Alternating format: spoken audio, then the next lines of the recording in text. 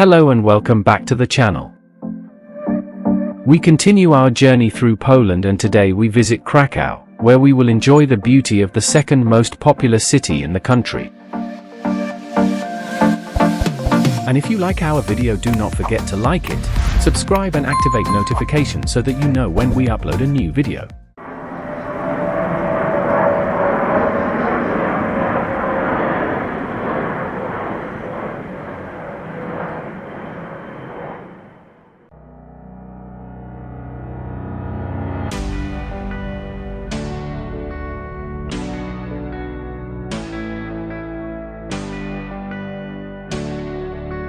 With 750,000 inhabitants and about 3 million in the metropolitan area, Krakow has traditionally been one of the economic, scientific, cultural, and artistic centers of the country, and for much of Polish history, it was the capital of the country, which is why it is still the heart of Poland for many citizens.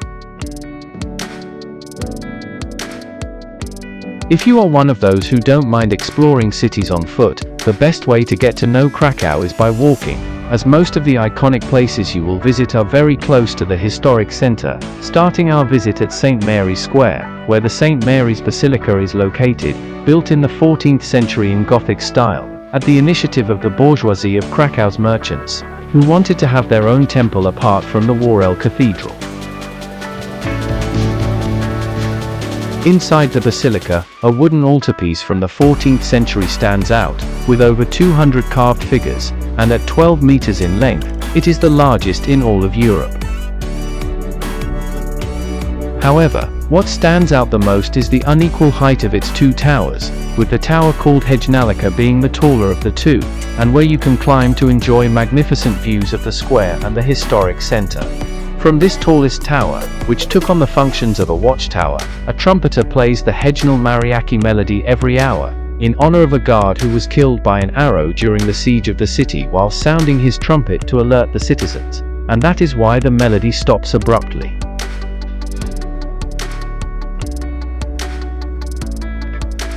We arrive at the heart of the historic center, the market square, laid out in 1257, and surrounded by colorful palaces and medieval-looking houses.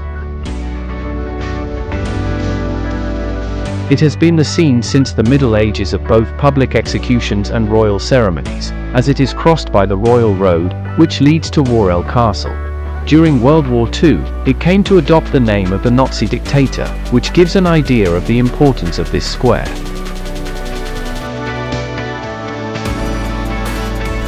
The square is surrounded by monuments, but in the center stands the Cloth Hall, a building constructed in the Renaissance style, but with touches of elements from other eras, and which was the most important business center in Krakow during the medieval period, when merchants sold oriental products such as spices or silks. Today, it has become the typical space with souvenir shops for tourists, and on the upper floor, there is a gallery of Polish art. As a curiosity, before leaving the Cloth Hall, one must look for an iron knife hanging at one of the entrances, which according to legend, was used by one of the brothers who built the towers of St. Mary's Basilica to kill the other after a dispute over who would build the taller tower.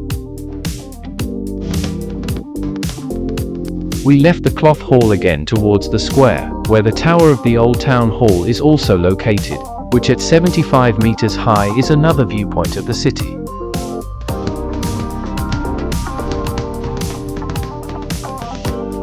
We left the square through one of the streets that were part of the royal route, Florianska Street, which connected the square with the St. Florian's Gate, and which, surrounded by Renaissance-style houses with pastel-colored facades, is a good place to take a break and enjoy a good Polish beer.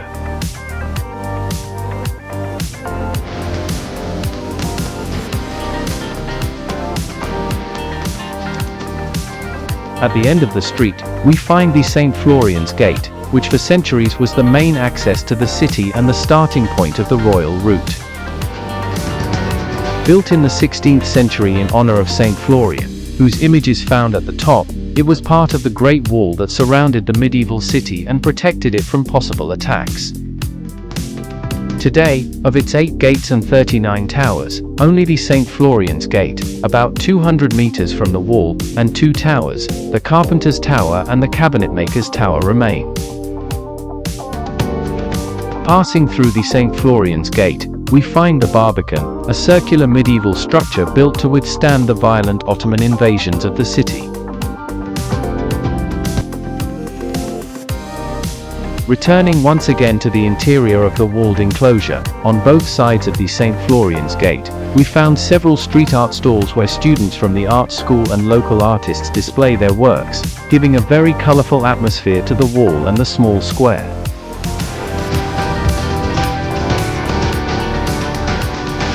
And taking advantage of the fact that it was already lunchtime, we enjoyed one of the most typical dishes of Polish cuisine, the pierogi, a stuffed pasta in the shape of dumplings, with various types of fillings that make it delicious.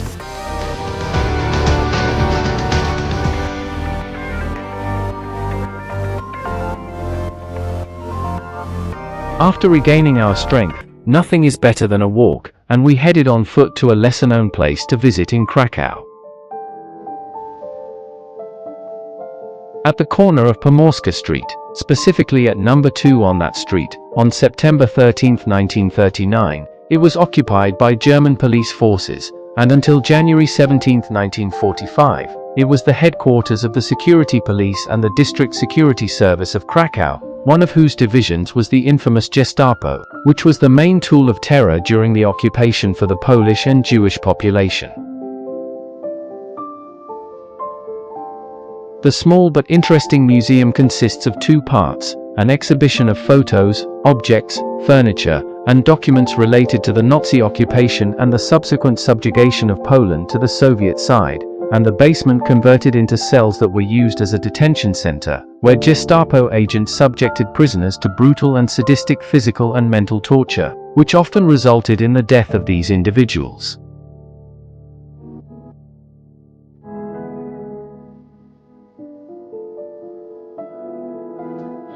On the walls of 3 rooms used as cells, several inscriptions from 1943 to 1945, made by the people arrested and interrogated here, are preserved. And in this place of terror, we concluded our first day of visiting Krakow.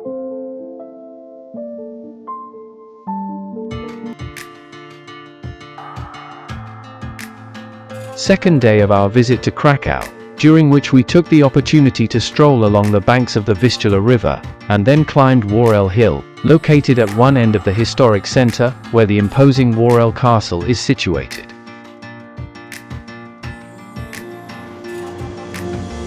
We passed through the Bernardinska Gate and entered the impressive castle courtyard, where we found both the castle itself and the John Paul II Cathedral and Cathedral Museum.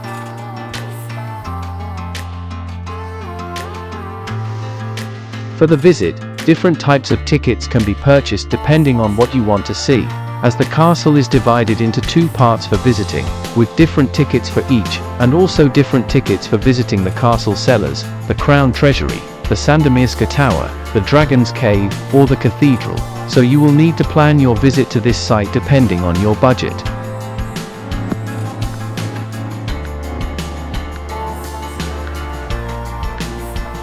The castle originally was a small stone building, which during the reign of Casimir the Great, became a large Gothic complex.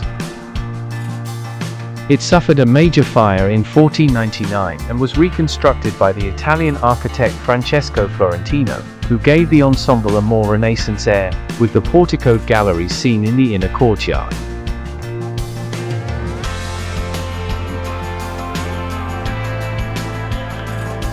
The castle was the first residence of the kings of Poland, ceasing to be used when the capital moved to Warsaw, and was used to host weddings, coronations, and other state celebrations, until it was occupied by Austrian troops, and later by German troops during World War II, being reconstructed and restored at the end of the 20th century.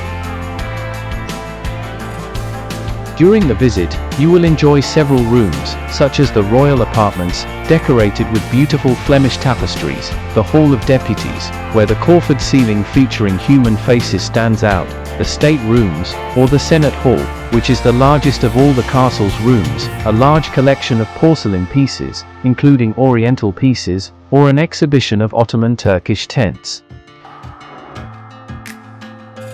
After finishing our visit to the castle, we moved to the Kazimierz district, the former Jewish quarter, a neighborhood from the 14th century that was abandoned after the German occupation due to the relocation of the Jewish population to the ghetto. It wasn't until the filming of the movie Schindler's List that it received the final push to complete its restoration and recovery, allowing us to visit several filming locations in the neighborhood.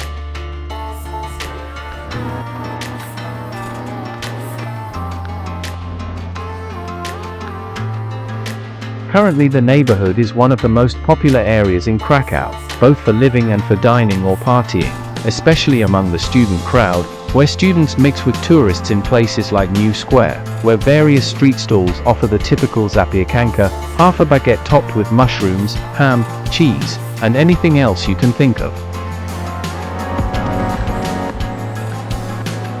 As you cross the streets, be careful of the small electric cars that transport tourists, of which there are hundreds in the neighborhood, and it seems they have their own traffic rules.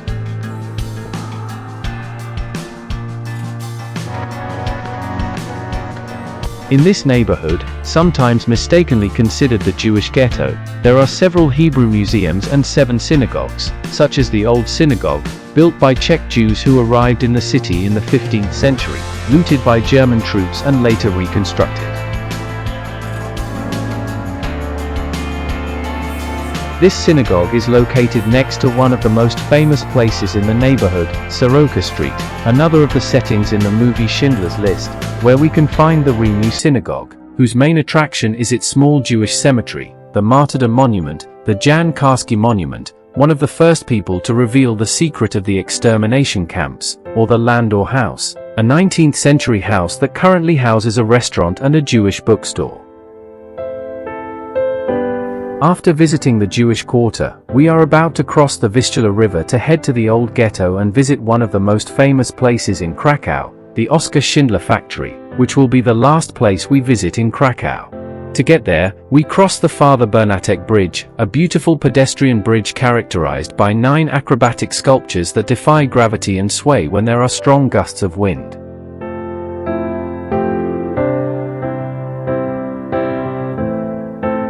As for the Oskar Schindler factory, it is better to book in advance, as there is always a long line of tourists waiting to visit. During the visit to the factory, you will learn through documents, images, and sounds about the tragic history of Krakow and all of Poland during the Nazi occupation, and how this opportunistic businessman, affiliated with the Nazi Party, protected more than 1,000 Jews and prevented them from dying in concentration camps. He acquired a pot factory, and since German labor was more expensive, he selected Jewish workers for it. Apparently, seeing the atrocious way the Nazis treated the Jews, he decided to give them shelter in the factory, preventing their almost certain death in the concentration camps. Although there are conflicting opinions on this, according to which this businessman saw the opportunity to get rich with cheap labor, and when he saw that the end of the war was approaching and that the Germans were going to lose the war, he saved all the Jews he could, with the intention of clearing his name and saving himself. As we said, there are opposing opinions, but what is undeniable is that thanks to the work in this factory, more than 1,000 Jews avoided almost certain death.